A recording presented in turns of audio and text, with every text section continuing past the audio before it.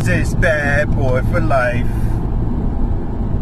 I finally got around to watching Bad Boys for Life. I don't know what took me so long to watch. I love that franchise. So for all you Michael Bay haters, you might want to change the channel. I'm one, and I get it. There's a divide, right? Like there's a fan base, and then there's the people that love to hate Michael Bay. And I understand why the haters hate Michael Bay. You know, if it isn't for you, it isn't for you. Like, you know, I love, sometimes, not all the time, sometimes I just love pointless action and things blow up and slow motion, and sometimes I'm into it. Sometimes I'm just digging it and put it on the screen and let it go, let it play out. But there's times where, you know, I actually want to get involved in some deep storytelling, which is a shame because he's actually a very good storyteller when he wants to be. You know, I feel like sometimes he takes on things that are in his wheelhouse and he never really gets out of his comfort zone. It's a shame. But anyways, slipped way off topic. Going back to Bad Boys for Life. This is even a Michael Bay film. This is, oh God, I don't mean to disrespect the directors. I believe they're brothers. And it was interesting too. I remember seeing footage, and I believe, I could be wrong, but I don't think I am. I believe they filmed most of this movie in rollerblades or roller skates. And they, like, in order to get the smooth action scenes that they were looking for, they were kind of rollerblading around, which I thought was pretty cool. Even if it was for a couple scenes, I thought that was pretty innovative. And oh, that was a big puddle. I thought that was pretty innovative of them. And unless it's an old school filming technique that I've just never heard of. But either way, it worked. I really liked the movie. Oh, by the way, let me do this. I don't know why I didn't think of this in the last video, but I can see why people would prefer either a spoiler-free video versus a spoiler video, or kind of addressing the spoilers when that point of the discussion or review comes up. So I'll do a spoiler alert when I get to that point, but for now it's going to be spoiler-free just in case. But if you haven't seen Bad Boys for Life by now, so you're probably not going to watch it, right? But I'll still provide you that. Okay, so spoiler-free. I really enjoyed it. Plot twist was cool. There's obviously a plot twist. It was cool to see Mike Lowry and Marcus Burnett back at it. Oh God, there was another scene that I'm going to have to discuss in the spoiler portion. But their dynamic is so on point when those two get on screen. And they even shared this on their Instagram. I think it was Will Smith's Instagram page. He stated at one point, you know, they hadn't seen each other for years. But once the minute they got on set, it was just like instant, right away. Like all those years never flew by. Like they were right back to it. So that's pretty cool when you get that type of on-screen chemistry together, you know. But Will Smith's an amazing actor, and he's funny. Martin is freaking hilarious. He did an awesome job in this movie. So one thing I noticed with this film versus the others, the humor was funnier than the first two movies, but the action I felt lacked. And not to say the action was bad, the action was on point. It's just Michael Bay can get a better action scene and sequences, in my opinion. But that's, like I said, that's my opinion. It may be popular or unpopular, whatever. You definitely get a kick out of it. It's a lot more, even though it's rated R, it's a lot more tolerable and appropriate if your family's around, right? Like, I feel like Bad Boys Part 1 and 2, there's no way you could play that with your nephew or niece or some company, you know, at a family gathering or something along those lines. But this one, you can easily, you know, okay, stop texting me. You can easily enjoy this film in the background, and yeah, you'll hear an F-bomb or something like that, but you're not gonna go, oh my god, change the channel. Like, you know, the other ones, you know, involve sex scenes and a lot of dark humor, right? Michael Bay loves his racial and dark humor, and, you know, I won't go into that, but, you know, there's some of it I really like, and some of it is just a little distasteful. Boy, another pothole. So, what else do we got? Okay, so, yeah, good action, really funny, enjoyed it overall.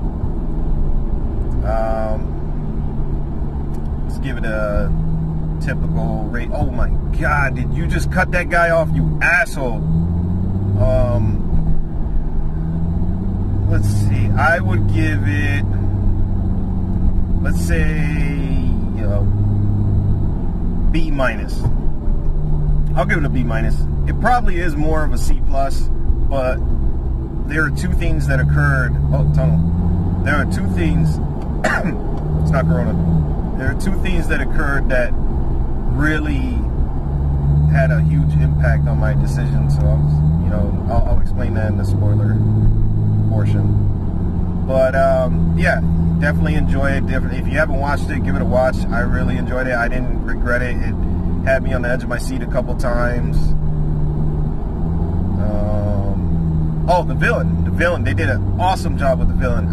That's one thing I thought they were going to lack, was the villain, and they did the villain justice. I have to say the directors really put some thought into the villain, and I appreciate the efforts behind that. So yeah, all in all, enjoyable film.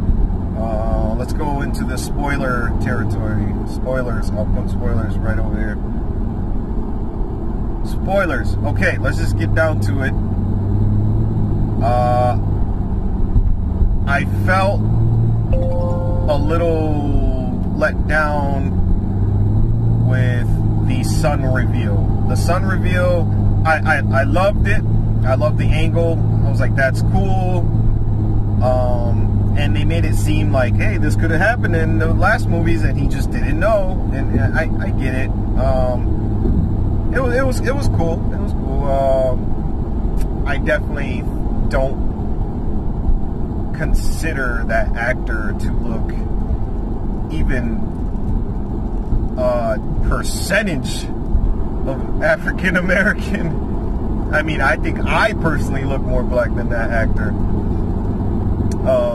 But, you know, it is what it is. It was for the sake of the story. It was, you know, and I get it. If you hire a mixed Latino actor to play Will Smith's son that is half Latino, then, you know, it's going to be pretty obvious, right? If the guy looks half black, then you're going to go, wait a minute.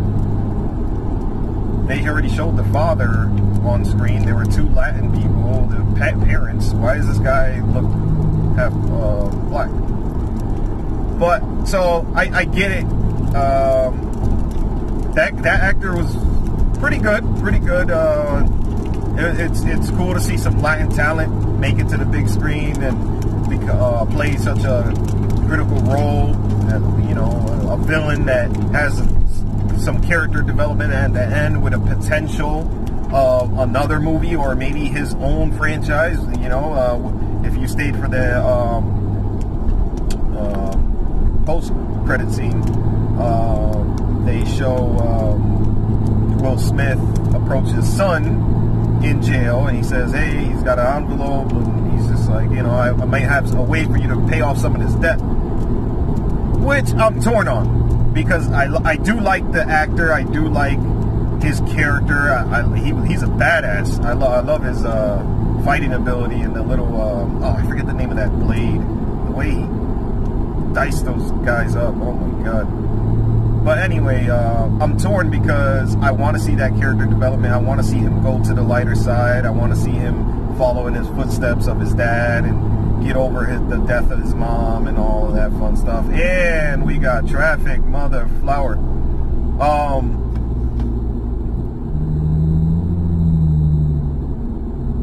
So yeah, the ending was pretty, you know, I like the way they left it open for another movie.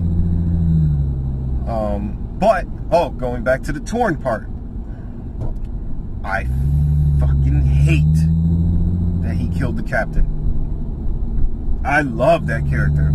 The captain is fucking hilarious. That guy, that actor's so underrated and underused. He should be used. I almost forget. He does such a good job getting into character. I almost forget that he's the bald guy with the freaking the soul patch from the Matrix that betrays Neo. That's the same actor. That's insane that he plays the captain in Bad Boys. But yeah, that was sad. That was sad. I have to admit, I'm a dad. I'm a husband. Sometimes I can be a bitch. So I'm a softie right now when it comes to movies. Don't judge me. So yeah, Lion King still fucks me up. Whatever, kiss my ass. But the scene where Will Smith got shot as he was, you know, playing around with Marcus, it was, you know, it was sad. It was definitely sad. But seeing, was it Howard? Is his name Howard? Captain Howard? Is it Howard? Seeing that guy get shot in the neck, oh, that shit, man. My eyes were watery as all hell because initially I thought it was just an injury, and then when I realized he was dying, that's, oh my god, I couldn't take it. So kudos to this directors. That's awesome storytelling. That's art. That's the purpose of film, is to get you invested and into the characters and enjoy yourself and have the hero redeem that death, you know, which he kind of did. But going to Martin, I felt like his character was, I get it, is kind of, so Will Smith's the old guy that doesn't want to give up the action, and Martin is the old guy that just wants to retire and relax. You know, they kind of visited that a little bit in Bad Boys 2. They kind of touched on that. So it wasn't new territory for me, but I felt like they went a little too aggressive on Marcus's retirement, you know, like, you know, I made a promise to the Lord and all that stuff. And it's funny, and I get it. People do that type of stuff, right? Like, people do give up a life of violence and say, you know what, I'm doing this from now on because the Lord is calling me. I get all that. But I just felt like it was a little too much at once. It was like, you know, the movie started and they're, oh, here's some action. And then, you know, oh, by the way, he's retired. By the way, he's at home trying to fix a ceiling fan. And he made a promise that he's not going to do violence anymore. And he's trying to pierce this man's soul, you know, or heart with his soul or something. I forget what it was, how the line goes.